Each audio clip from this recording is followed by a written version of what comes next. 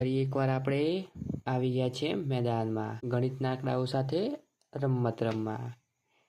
આજે 4ના અંક સાથે આપણે રમત રમવાની છે અને સાથે સાથે ગમ્મત પણ કરવાની છે અને સાથે સાથે શીખવાનું પણ છે. બરાબર? તો ચલો, તૈયાર છો ને બાળકો? હા, આવી ગયો તમારો અવાજ. તમે બધા રેડી જ છો?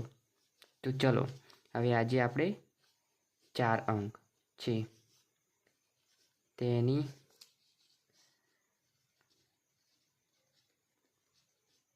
ગુણાકાર અને સરવાળા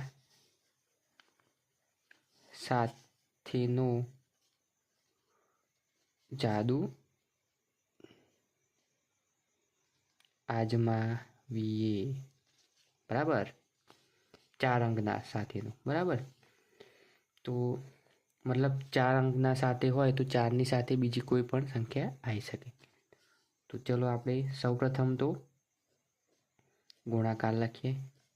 44 ગુણ્યા 4, 44 ગુણ્યા 3, 44 ગુણ્યા 5, 44 ગુણ્યા 6, 44 ગુણ્યા 8. બરાબર?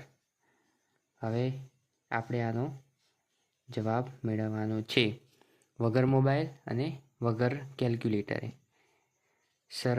સરળ રીતનો ઉપયોગ કરીને આપણે મોટો ગુણાકારને પૂર્ણ રીતે કરવાનો છે. બરાબર? તો તમે તૈયાર છો ને બાળકો? તો ચલો, આપણે હવે જોઈએ. આ એકમની સંખ્યા છે. એકમ એક સંખ્યા હોય એટલે એકમની સંખ્યા. 2 સંખ્યા એટલે દશક હોય સાથે. બરાબર? તો આમાં એકમનો અંક 4 કહેવાય. આમાં અને આ દશકનો અંક કહેવાય. કયો અંક કહેવાય બાળકો? દશકનો અંક. તો ચલો, આ એકમનો અંક અને આ અંક, આ બંને અંકનો ગુણાકાર કેટલો થાય બાળકો? 4 4 16. કેટલો થાય બાળકો? 4 4 16. બરાબર? અહીંયા આપણે 16 લખી દીધા. થોડી જગ્યા રાખીએ, આપણે આ જગ્યાનું થોડું કામ છે. બરાબર? એ જ રીતે હવે આ 4 અને આ 3. બરાબર? તો 4 તરી સરવાળો કેટલો થાય બાળકો? 12. કેટલો થાય બાળકો? 12. એ જ રીતે આપણે નીચે આવી ગયા. હવે 44 ગુણ્યા 5. બરાબર? તો આપણે આનો જવાબ મેળવવાનો છે. 44 ગુણ્યા 5 એટલે અહીંયા 4 ગુણ્યા 5 બરાબર કેટલા? 4 પંચા 20. બરાબર? એ જ રીતે નીચે 44 ગુણ્યા 6 એટલે 4 ગુણ્યા 6 એટલે 6 4 એકા 4, 4 દુ 8, 4 તરી 12, 4 4 16, 4 પંચા 20, 4 6 24, 4 6 24. બરાબર? એ જ રીતે નીચે 44 ગુણ્યા 8 એટલે 4 પંચા 20, 4 6 24, 4 સત્તા 28, 4 8 32. કેટલા થાય બાળકો? 32. કેટલા થયા બાળકો? 32. હવે આપણો સાચો જવાબ છે કે નહીં? તો ના, આપણો અધૂરો જવાબ છે. તો ફરી એકવાર આપણે આને એક સ્ટેપ આગળ જોઈશું. ચલો, તમને સરળ રહે એટલા માટે અહીંયા એક નવું સ્ટેપ લઉં છું. આમ તો આ સ્ટેપમાં પતી જાય, પણ અહીંયા એક સ્ટેપ લઉં છું. તો હવે બાળકો, આ સંખ્યા હવે તમે ભૂલી જાઓ. બરાબર? હવે આ તમે જે સંખ્યા લાવ્યા ને, 4 ચોક 16, 4 તરી 12, 4 પંચા 20, 4 છક 24, 4 અઠ્ઠા 32. બરાબર? હવે આ સંખ્યા ભૂલી જાય. હવે આ સંખ્યાનો સરવાળો કેટલો થાય બાળકો? તો બરાબર, 6 ને 1 7, તો આ 7. 2 ને 1 3, 2 ને 0 કેટલું થાય? 2 જ.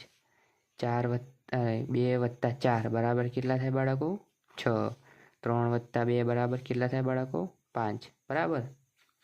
હવે કેટલો જવાબ મળ્યો? 1 વત્તા 6 બરાબર 7. 1 વત્તા 2 બરાબર 3. 2 વત્તા 0 બરાબર 2. 2 વત્તા 4 બરાબર 6. 3 વત્તા 2 બરાબર 5. બરાબર? આટલા સુધી તમને ખબર પડી બાળકો? ચલો, હવે એ જ રીતે આપણે આગળ વધીએ. હવે આપણે આને આ ચિહ્ન મૂક્યું છે એને ગાયબ કરી દઈએ. તો આ વચ્ચે જગ્યા ખાલી રહી. તો આ જગ્યા અહીંયા મૂકવાની હતી, પણ તમને સરળ રહે એટલા માટે અહીંયા લખી. હવે આગળની સંખ્યા છે ને આગળની સંખ્યા અહીંયા મૂકી દેવાની અને આ પાછળની સંખ્યા અહીંયા, બરાબર. હવે 3ની આગળ કેટલા આવશે? 1 અને 3ની પાછળ 2. 2ની આગળ કેટલા આવશે? 2. 2ની પાછળ 0.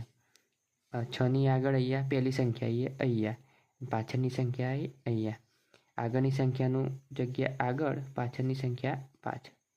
તો 144 ગુણ્યા 4 બરાબર એનો જવાબ આવે 176, બરાબર. 144 ગુણ્યા 3 બરાબર 132. 144 ગુણ્યા 5 બરાબર 220. એ જ રીતે 44 ગુણ્યા 6 બરાબર 264 અને 44 ગુણ્યા 8 બરાબર 352, બરાબર. તો સૌપ્રથમ તો આપણે શું કર્યું? તો જોઈ લઈએ ફરી એકવાર. તો પાછળની એકમની સંખ્યા હતી તેના સાથે આનો ગુણાકાર 4 4 16, 4 તરી 12. આ સીધું સ્ટેપ સમજાવું? ના, સીધું સ્ટેપ સમજાવું. 4 ચોક 16, 4 ચોક 16. આ બંને જવાબ આવ્યો 16. તો હવે આ સંખ્યાનો સરવાળો કર્યો 6 અને 1 7, એટલે આ વચ્ચેની સંખ્યા મળી, બરાબર.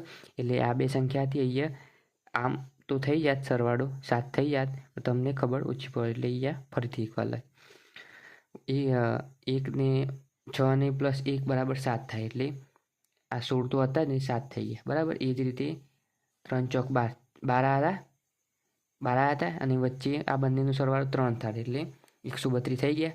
એ જ રીતે નીચે 4 4 5 20, તો 20 2 ખાલી જગ્યા 0, તો આ બંનેનો સરવાળો કેટલો થાય? 2 થાય, તો વચ્ચે 2 આવી ગયા એટલે 220 થઈ ગયા. એ જ રીતે નીચે 4 6 24, તો 2 આ બાજુ ને 4 આ બાજુ, એટલે બંનેનો સરવાળો કેટલો છે? 4 ને 2 6, એટલે આ 224 થઈ ગયા, વચ્ચે 6 થઈ ગયો. એ જ રીતે 8 4 આ 4 8 32, તો આ 32 થઈ ગયા, લખાઈ ગયા હતા. 3 + 2 બરાબર કેટલા થાય? 5 થાય, બરાબર. તો આ 5 આવી ગયા, તો આ બંનેનો સરવાળો 5 થઈ ગયો. તો આ રીતે આપણો આ જવાબ સાચો છે, આ પણ જવાબ સાચો છે, આ પણ જવાબ સાચો છે, આ પણ જવાબ સાચો છે. 4 5 20, અરે 3 ને 2 5 થઈ ગયા, એટલે 352 થઈ ગયા. તો આ પણ જવાબ આપણો સાચો છે.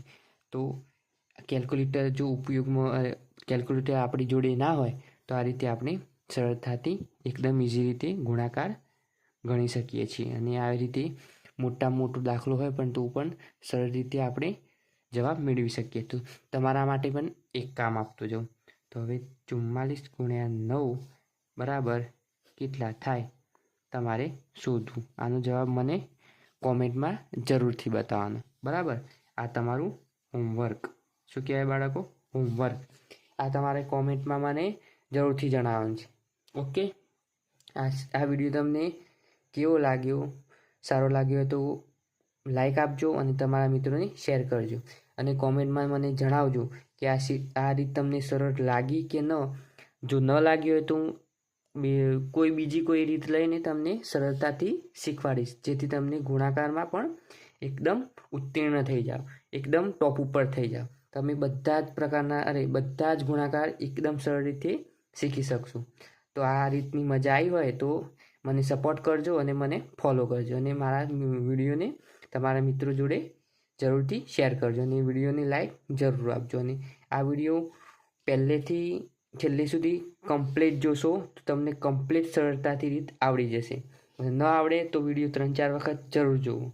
ઓકે બાળકો, આપણે મળીશું હવે નેક્સ્ટ વિડીયોમાં.